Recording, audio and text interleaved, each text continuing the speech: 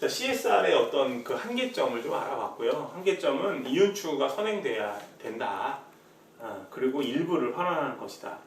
그러니까 쉽게 말하면 아이씨 나 100 벌었는데 니네 5만 먹어 사회 이런 식으로 나쁘게 얘기하면 그리고 뭐 CSR에 대한 이야기를 할 때 보면 그런 광고들 많이 있잖아요. 또 독거노인들한테 그 집을 수리해 준다든가 그죠? 청소년들한테 뭐 공부방 마련해주고 뭐 세계를 향하는 세상을 향하는 기업 땡땡땡 뭐 이렇게 나오고 있잖아요. 그래서 그냥 레퓨테이션을 높이는데 상당히 이용이 많이 된다라는 비판도 받아요. 그래서 뭐 대체적인 개념은 아니고 이 포터라는 사람이 이제 CSV라는 거 Creating Shared Value라고 이야기를 제가 말씀드렸죠. 다시 한번 써보죠.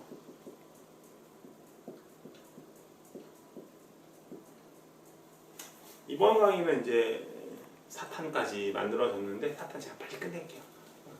부담이 되실 수 있지만 빨리 하도록 하겠습니다. Creating Shared Value CSV라고 했는데 이것 핵심은 기업 활동 자체가 이 말이 중요해요. 우리 핸드아웃 12페이지에 잘 정리가 되어 있는데 기업 활동 자체가 사회적 공헌이다라는 거죠.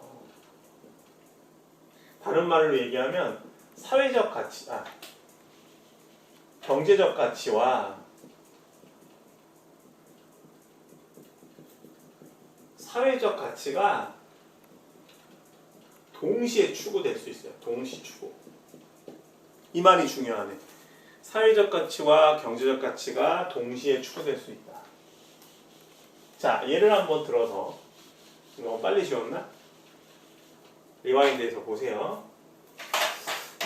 이런 경우 있죠. 여러분들 그 믹스 커피 중에 동서식품에서 나온 커피 믹스 많이 드시죠? 노란 거. 김연아가 광고했던 거 옛날에. 동서식품에서 이제 커피를 만드는데 이 커피를 만들 때 주된 원료가 커피죠. 믹스커피라고 해야겠다. 커피인데 이 커피를 예를 들면 우리가 콜롬비아에서 수입해 온다고 해요. 콜롬비아 커피로 유명하잖아요. 근데 여러분들 아시다시피 그 커피를 만드는 그죠? 농장을 보면 상당히 열악해서 뭐 이런 말씀 들어보셨을 거예요. 공정무역이다 이런 거. 또 모르시면 이런 것도 한번 찾아보세요.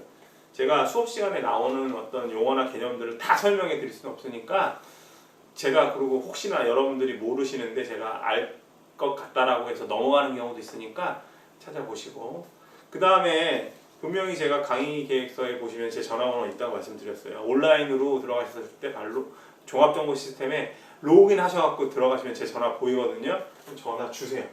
그 이메일을 보내시는데 지금 계절학기 학생 수가 상당히 많잖아요.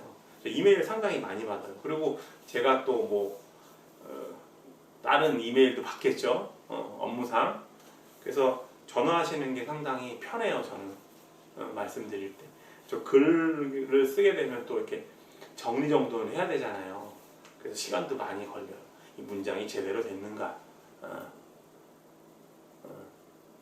그죠?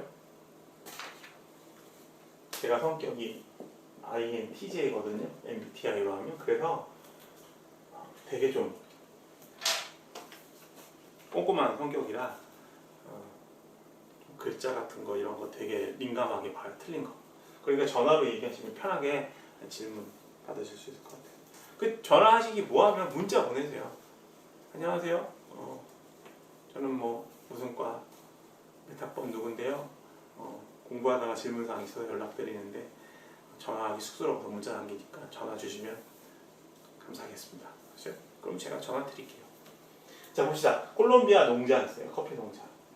그러면 아까 사회적 가치라는 거는 이 뭐 콜롬비아가 우리나라 반대편에 있는 나라지만 이쪽에 있는 농민들도 지구촌 사람들 아니에요. 그러니까 동서식품도 잘 되고 콜롬비아도 잘 되면 콜롬비아 커피 농장에서 일하는 사람들도 잘 되면 커피 공급자들도 잘 되면 서로 좋은 거 아니에요. 그러니까 이제 이쪽에다가 커피 같은 경우에는 이제 농사를 할 때 날씨 영향을 많이 받잖아요. 비가 너무 많이 오면 안 되니까 날씨 영향을 많이 받는데 그러기 위해서 이제 농법 지원해주고, 그죠? 그 다음에 뭐 자금도 좀 지원해주고, 제값을 받을 수 있도록. 그럼 이 사람들이 동서식품한테 이런 혜택을 누렸으면 커피 열심히 재배할 거 아니에요. 양질의 커피를. 그럼 양질의 커피를 갖다가 받으면 동서식품에서는 그 원료를 가지고 믹스커피를 주로 생산하고 있지만 직접 요새는 뭐 커피가 워낙 다양화돼서 그죠? 뭐 캡슐 커피도 만들 수 있고요. 그죠? 여러 가지 좋은 커피들을 만들 수 있겠죠. 그럼 이런 과정이 계속 반복되다 보면 사회적 가치, 우리 지구촌에 있는 콜롬비아의 농민들도 확실하게 커피에 대한 농업에 대한 대가를 받을 수 있고 동서식품에 대한 제품도 소비자들이 상당히 가치를 많이 느껴서 이용할 수 있게 되고 서로 윈윈 상부상조하게 되는 경우죠. 이런 게 바로 CSR의 개념이 아니고 CSV의 개념이다라는 거죠. 그래서 CSV는 약간 전략적인 측면이 있어요. 왜냐하면 이런 게 새로운 비즈니스 모델이 될 수 있잖아요. 비즈니스 모델이라고 하면 어떤 개념이냐면 와이드하게 얘기하면 그야말로 고객들이나 소비자들에게 가치 제공이 가능하냐 이거예요. 가치 제공 가능하잖아요. 양질의 커피를 소비자들이 쓰는 거. 가치가 제공이 되면 소비자들은 지갑 연다는 얘기죠. 이런 어떤 비즈니스 모델이라고 할 수 있어요. 상생할 수 있는. 그래서 전략적인 측면이 있다는 말씀을 드리는 거죠. 이게 바로 CSV의 개념이다 라고 보시면 되겠습니다. 자, 그 다음에 우리 13페이지 보면 그래서 요새 지금 이슈가 CSR은 물론이고 CSV까지도 같이 생각을 해보시라 말씀을 드려요. CSV 같은 경우에는 면접 같은 경우 가서 여러분들 지금 뭐 4학년 학생들도 있는데 면접에서도 우리가 다뤄볼 수 있는 내용이니까 아시고 가시면 도움이 될 것 같습니다. 자, 13페이지 보면은 이제 4차 산업혁명이라는 게 등장하는데요. 산업혁명에 대한 얘기를 한번 해보죠. 엄밀하게 얘기하면 인더스트리얼 레볼루션이라고 하죠. 산업혁명은 영차 붙어 있어요. 영차.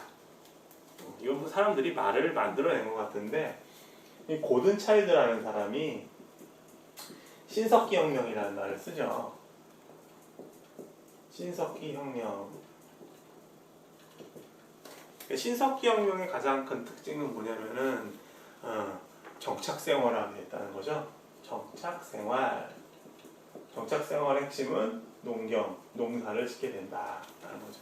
그래서 수렵이나 채집 생활이 아니라 농사를 짓게 되면서 생산량이 비약적으로 늘어나게 되었다라는 거죠.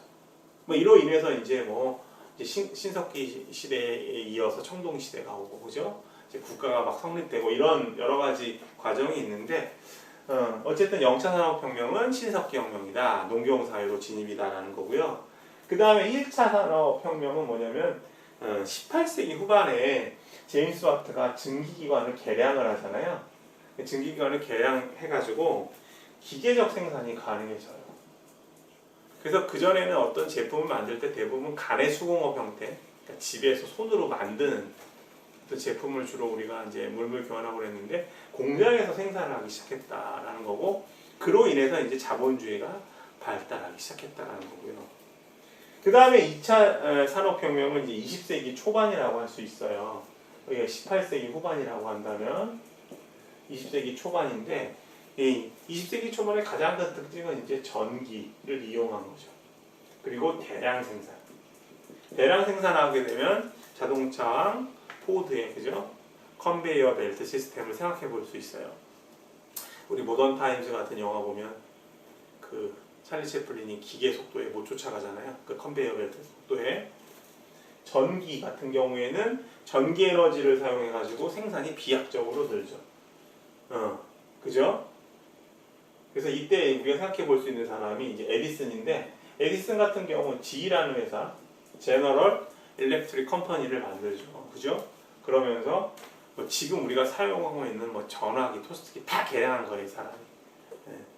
여러분들 기회 돼 보시면 강릉에 참소리 박물관이라고 있거든요. 강릉에 가면 강릉 이제 강릉이나 속초 여행 가실 때 보면은 유명 여행처들 많이 이제 검색해 보실 텐데 강릉에 참소리 박물관이 있어요. 거기 가보시면 그 에디슨이 발명한 여러 가지 제품들이 많이 전시되어 있거든요. 한번 가서 보세요. 민간이 하는 데서 입장료는 좀 있는데요. 보시면은 도움 많이 되실 거예요.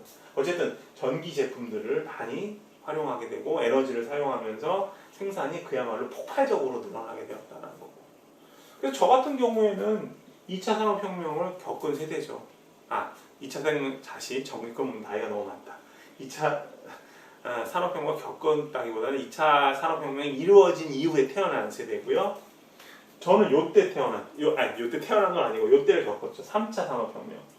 요거는 바로 이제 온라인의 등장이죠. 뭐 한국 외국어대 같은 경우에는 인터넷이 우리 학교에 이제 깔린 게 언제냐면 1998년이에요. 제가 졸업할 때쯤에. 그래서 이런 시기를 다 겪었죠. 그리고 뭐 개인 PC 같은 경우도 뭐 그 전에 더 80년대에도 PC가 있긴 했지만 본격적인 PC라고 얘기할 수 있는 거는 되게 90년대 초반부터 이 제품이 만들어졌거든요.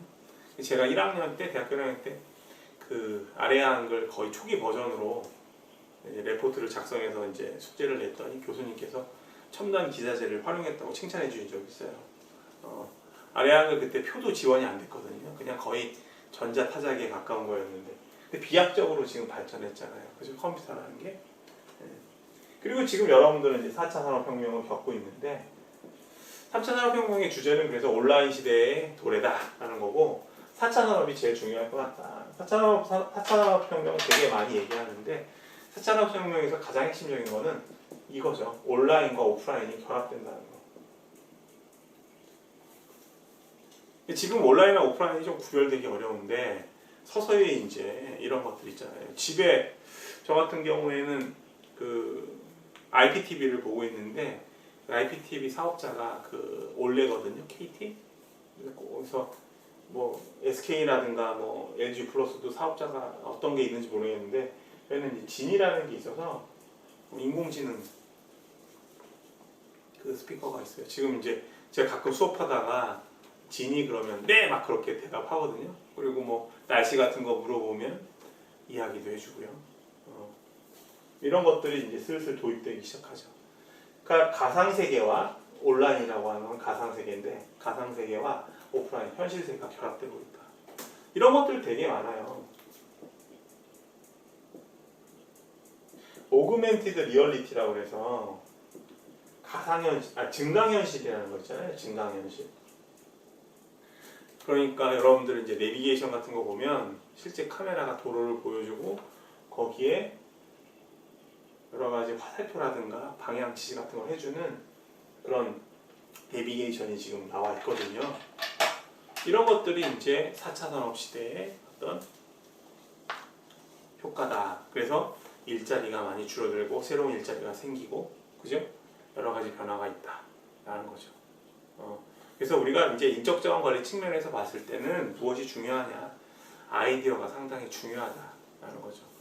그래서 새로운 어떤 비즈니스 모델에 도전할 수 있는, 다시 얘기하면 기업가 정신을 가진 사람들이 자꾸 일어나야 된다.